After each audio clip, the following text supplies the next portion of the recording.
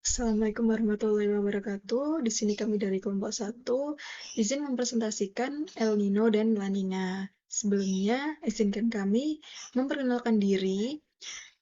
Saya Indira Rizkina Putri dengan NIM 2024 024 0001. Di bagian pendahuluan, ada fenomena El Nino merupakan salah satu faktor utama yang mempengaruhi dinamika iklim dan oseanografi global, termasuk di wilayah perairan di Indonesia. ENSO terdiri dari dua fase, yaitu El Nino yang cenderung menyebabkan penurunan curah hujan dan La Nina yang meningkatkan curah hujan di Indonesia. Dalam perspektif termodinamika, perubahan energi dalam sistem laut atmosfer selama ENSO dapat dianalisis menggunakan hukum-hukum termodinamika. Kemudian di sini ada penjelasan El Nino.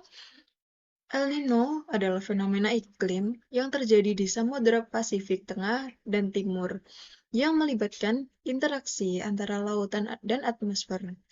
Fenomena ini juga memiliki pola iklim yang paling berpengaruh dan terkenal dengan efek global pada cuaca, kondisi samudra, dan ekosistem. Dan di sini El Nino terjadi mengakibatkan angin pasat dari timur ke barat akan melemah dan massa air hangat yang biasanya berkumpul di sekitar Indonesia dan Australia justru terdorong ke arah timur mendekati barat Amerika Selatan. Kemudian terjadi juga pemanasan suhu permukaan laut di Samudra Pasifik bagian timur ditandai dengan warna merah. Dari sini terdapat hukum termodinamika, yaitu penguapan dan hujan berpisah ke tengah hingga ke timur Pasifik. Indonesia mengalami kekeringan dan curah hujannya rendah. Juga terjadi upwelling di Amerika Selatan yang melemah. Kemudian di sini ada La Nina. La Nina adalah fase dingin dari fenomena El Nino, ditandai dengan penurunan suhu permukaan laut di kawasan Pasifik ekuator timur di bawah kondisi normal. Kemudian dari La Nina ini menyebabkan angin pasat yang kuat hingga mendorong air laut hangat jauh ke barat dan mendekati Indonesia dan Australia. Suhu di permukaan laut Pasifik Barat menjadi lebih kuat, terjadi penguapan serta pembentukan awan hujan. Curah hujannya tinggi dan berpotensi banjir. Kemudian di timur Pasifik terjadi pendinginan ekstrim dan upwelling yang menguat. Lihat dari pola curah hujannya, curah hujan sendiri adalah jumlah air hujan yang jatuh di suatu daerah dalam periode waktu tertentu. Biasanya diukur dalam milimeter. Salah satu elemen paling penting dalam mempelajari cuaca dan iklim di suatu tempat adalah dengan melihat curah hujannya.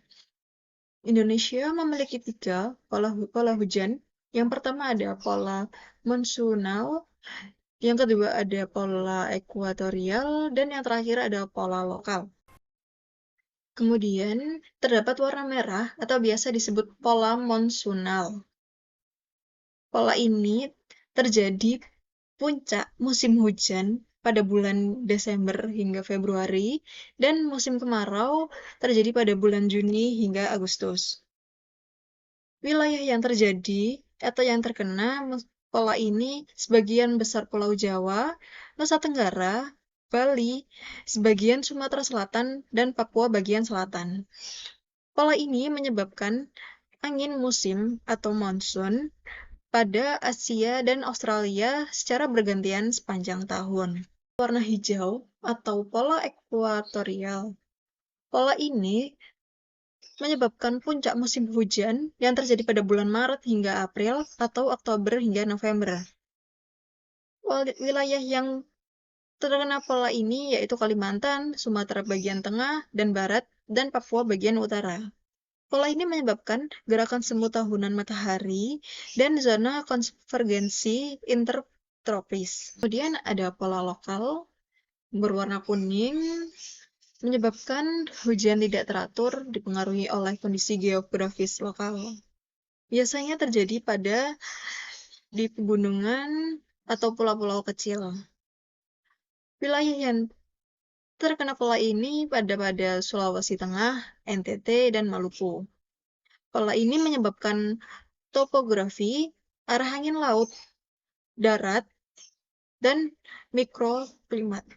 Hai, perkenalkan nama saya Andi Muhammad Nafairullah dengan NIM 202402400005. Di sini saya akan melanjutkan yang diterangkan oleh Indira, yaitu klorofil A. Klorofil adalah pigmen hijau yang ditemukan pada tanaman ganggang dan beberapa bakteri fotosintetik.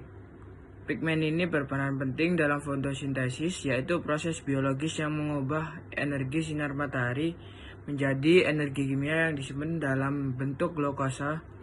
Klorofil A merupakan salah satu parameter indikator tingkat kesuburan perairan yang terdapat pada fitoplankton. Di sini gambarnya dijelaskan.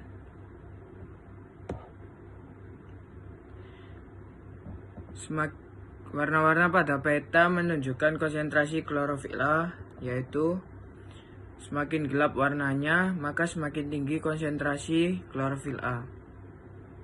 Nilai konsentrasi berkisar dari 0 sampai 12 mg per milimeter per mili.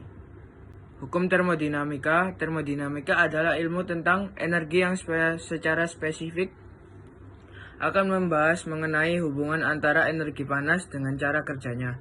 Energi tersebut dapat berubah dari satu bentuk ke bentuk lain, baik secara alami maupun melalui hasil rekayasa teknologi. Dalam termodinamika dikenal sistem termodinamik, yaitu sistem dalam keadaan sembarang atau ada perbedaan suhu, ada perbedaan tekanan, adapun reaksi kimia antar bagian-bagian sistem. Bila tidak terjadi pada perbedaan suhu, disebut sistem dalam keadaan kesetimbangan termal. Bila tidak terjadi perbedaan tekanan, disebut sistem dalam kesetimbangan mekanik. Bila tidak terjadi reaksi kimia, maka sistem dalam kesetimbangan kimia.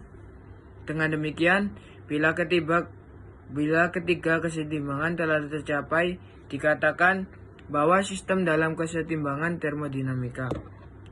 Hukum termodinamika, yaitu hukum termo 1, menjelaskan tentang energi yang ada dalam suatu sistem dan dikenal sebagai hukum kekekalan energi.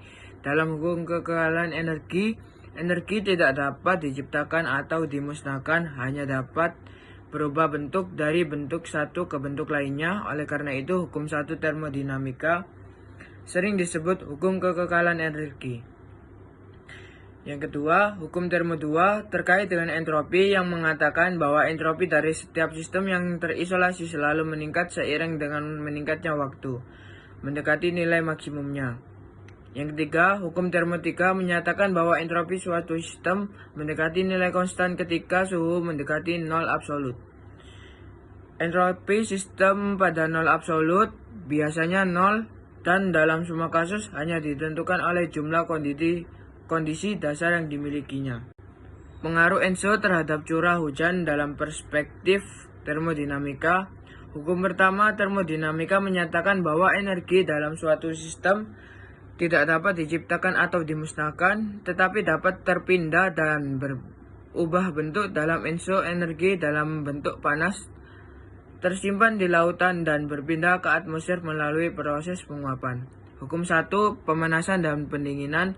Hukum yang kedua, transportasi energi oleh konveksi atmosfer.